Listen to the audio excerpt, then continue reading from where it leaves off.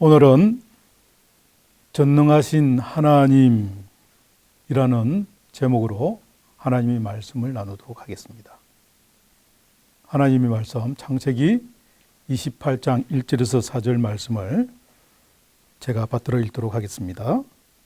이삭이 야곱을 불러 그에게 축복하고 또 당부하여 이르되 너는 가나안 사람의 딸들 중에서 아내를 맞이하지 말고 일어나 밧단 아람으로 가서 내 외조부 버두엘의 집에 이르러 거기서 내 외삼촌 라반의 딸 중에서 아내를 맞이하라. 전능하신 하나님이 내게 복을 주시어 내가 생육하고 번성하게 하여 내가 여러 족속을 이루게 하시고 아브라함에게 허락하신 복을 내게 주시되 너와 함께한 내 자손에게도 주사 하나님이 아브라함에게 주신 땅 곧 내가 거류하는 땅을 내가 차지하게 하시기를 원하노라. 아멘. 할렐루야. 변함없으신 하나님의 은총이 여러분과 함께 하시기를 축원합니다. 오래전 신학생일 때 어떤 구세군 사관님의 배려로 제가 영화를 볼 기회가 있었습니다. 참고로 그때 저는 구세군을 모를 때였습니다. 부산의 서면에 있던 한 극장에서 영화를 봤는데 그때의 감동을 저는 지금도 잊지를 못하고 있어요. 그래서 저는 그때 그 느낀 감정을 학교 수업 시간에 전쟁과 평화라는 주제의 한 부분으로 설명을 할 정도입니다. 무슨 영화이기에 그랬을까요? 그럴까요? 1986년 롤랑 조페 감독이 만든 미션이라는 영화입니다. 이 영화는 1750년대 남미 오지에 살던 과라니 부족에게 그리스도의 복음을 전하던 예수의 선교사들의 험난한 여정의 실화를 바탕에서 만든 영화예요. 문제는 이 남미에서 지배권을 더 행사하려던 스페인과 포르투갈 제국주의자들의 갈등 때문에 이 과라니 부족에게 처한 위기였습니다. 이 문제를 해결하기 위해서 교황청이 개입을 합니다. 그래서 그 지역을 포르투갈에게 넘겨주기로 결정을 합니다. 그리고 이 포르투갈은 군대를 보내어서 과라니 부족을 다른 곳으로 쫓아내려고 합니다.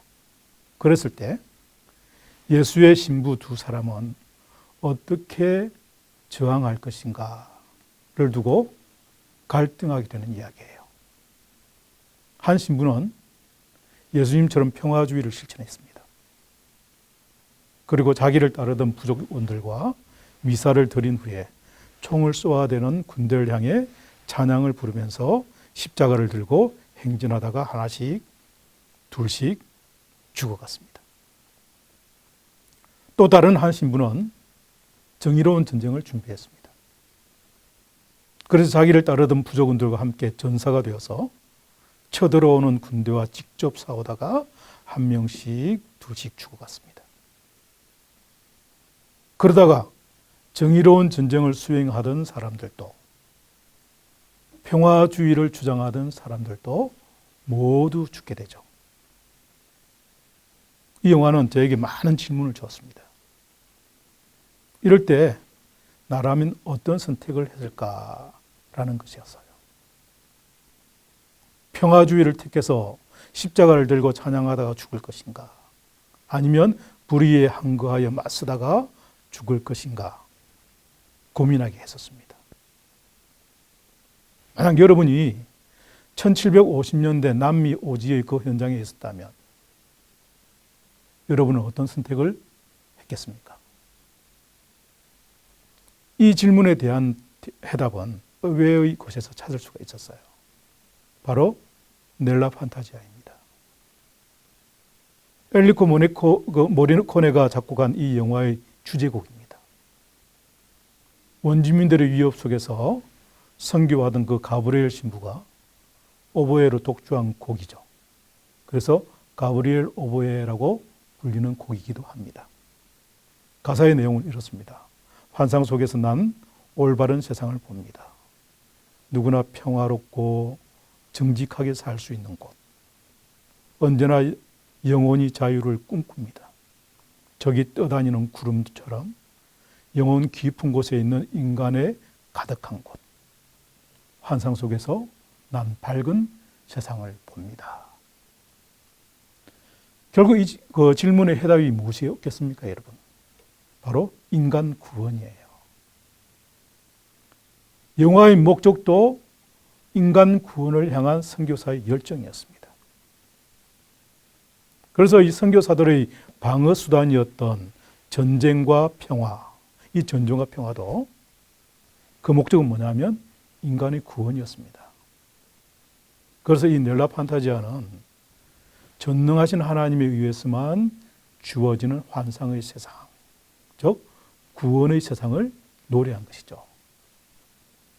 그래서 오늘 우리의 주제는 전능하신 하나님입니다. 자, 하나님이 전능하시다.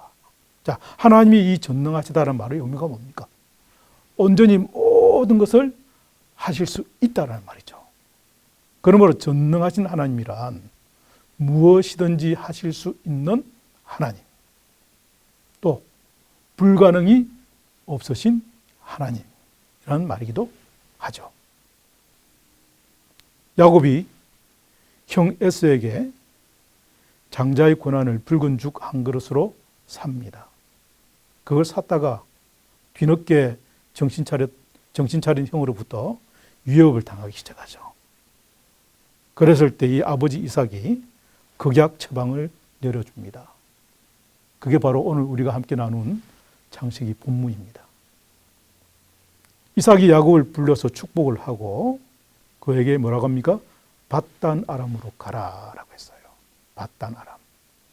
이 밧단 아람은 고대 수메르의 영토이죠. 고대 수메르의 영토로 이 밧단 아람은 야곱에게는 외가였고 이삭에게는 처가였고 아브라함에게는 본가가 있던 곳이었습니다. 이 밧단 아람의 우르에서 살던 아브라함이 아버지 데라와 함께 이주하여 살았던 곳이 바로 하란이에요. 지금 터키의 산르우르파라는 지역입니다. 그렇다면 이삭이 야곱에게 밧단 아람으로 가라고 했을 때 여러분 그 이유가 무엇이었을까요, 여러분? 그 이유는 이겁니다, 여러분. 종족을 보존하기 위해서. 그래서 이삭이 야곱에게 이렇게 당부를 하죠. 너는 가나안 사람의 딸들 중에서 아내를 맞이하지 말고 일어나 밧단 아람으로 가서 내 외조부 버두엘의 집에 이르러 거기서 내 외삼촌 라반의 딸 중에서 아내를 맞이하라 라고 한 겁니다. 이게 무슨 말입니까, 여러분?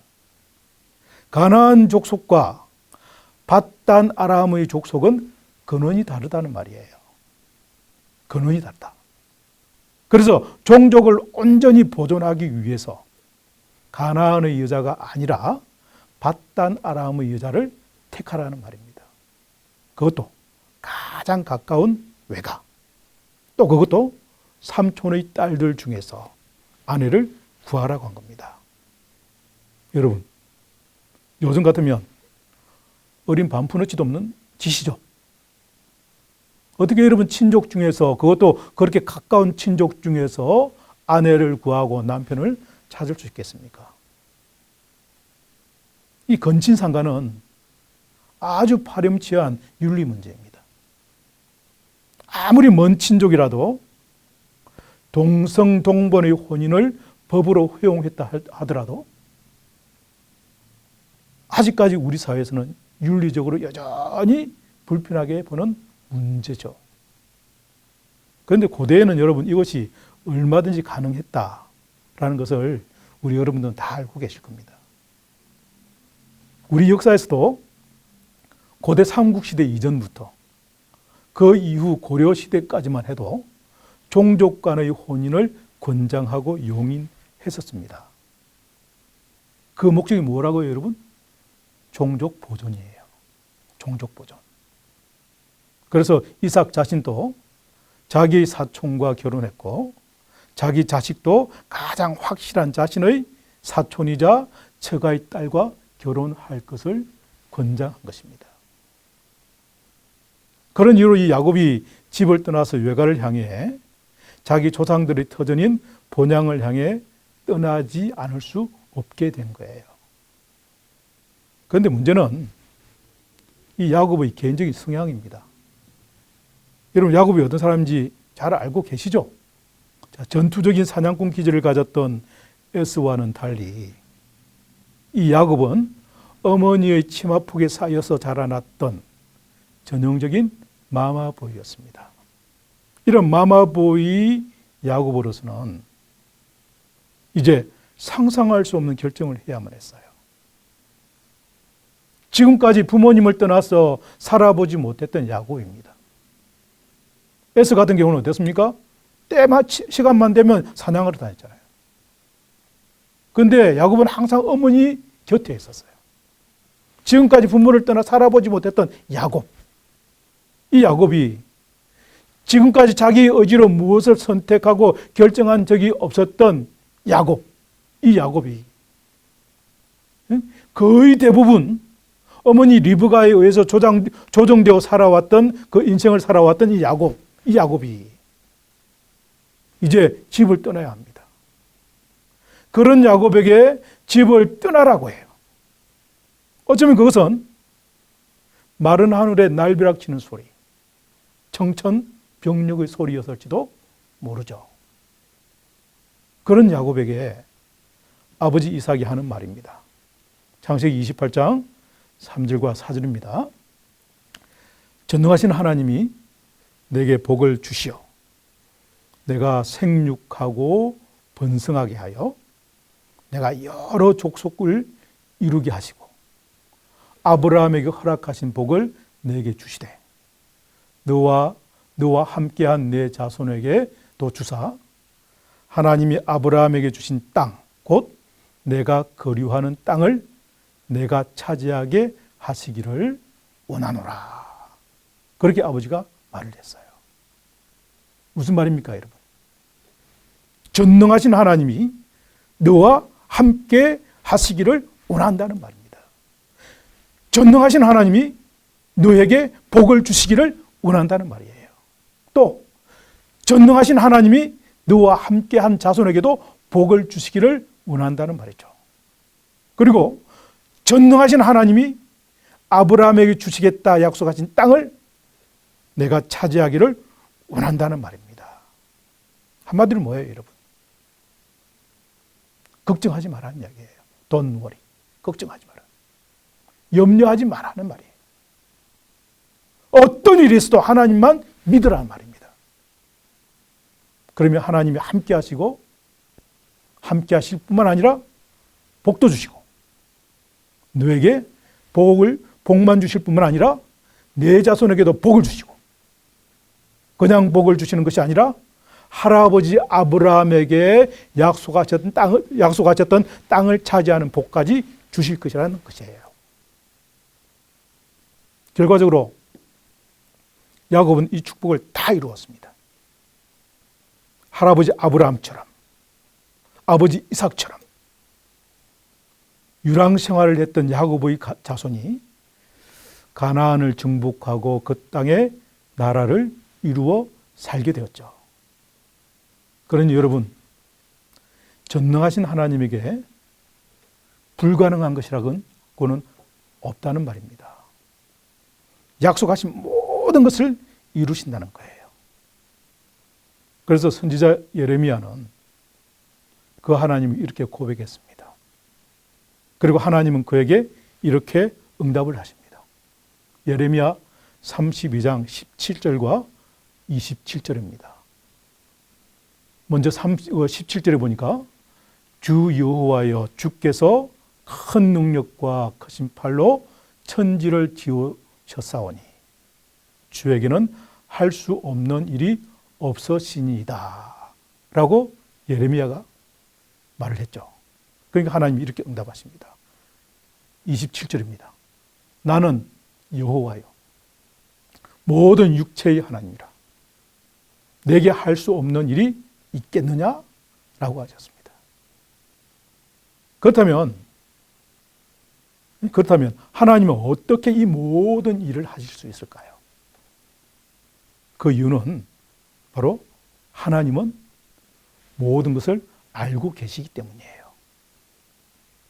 모든 것을 알고 계시는 하나님입니다. 그래서 요한 1서 3장 20절에서는 그 하나님을 가리켜 하나님은 우리 마음보다 크시고 모든 것을 아시기 때문이라 라고 요한 1서 저자는 그렇게 고백한 겁니다. 그러니 하나님은 전능하실 뿐만 아니라 그래서 우리는 하나님을 가리켜 전지전능하신 하나님이라고 고백하는 겁니다. 전지전능하신 하나님.